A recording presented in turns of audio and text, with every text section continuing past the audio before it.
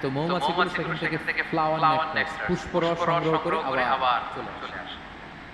এবং আল্লাহ বললেন ফাসলুকি সুবুলা রাব্বিকি যুলুলা, পথ ভুলে যাও না, যেই পথে গেছো ওই পথে ফিরে আসো। একটা মৌমাছি মৌচাক থেকে প্রায় 10 কিলোমিটার দূরে অনেক সময় চলে যায়, আবার 10 কিলোমিটার পথ চিনে আবার মৌচাকে এটা ফিরে আনে কে?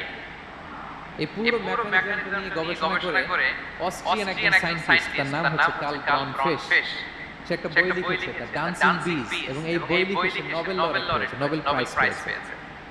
আমরা তো মধু পাইয়া হাতে তালের মতো নিজেরা দিয়ে চাটি, আমাদের তো আর ব্রেন খাটানোর ওই সময় নাই। এই কার্ল ব্রাউনফিশ সে এই মৌমাছি নিয়ে গবেষণা করে নোবেল প্রাইজ পেয়েছে। আর আমরা মাথা খাটাইতে পারলাম না। তো সে গবেষণা করে পেয়েছে, মানে কোরআনের আয়াত যা বলেছে সে তাই পেয়েছে। মৌমাছি ওখান থেকে ফুলের পুষ্পরস ফ্লাওয়ার নেক্টার এনেই কিন্তু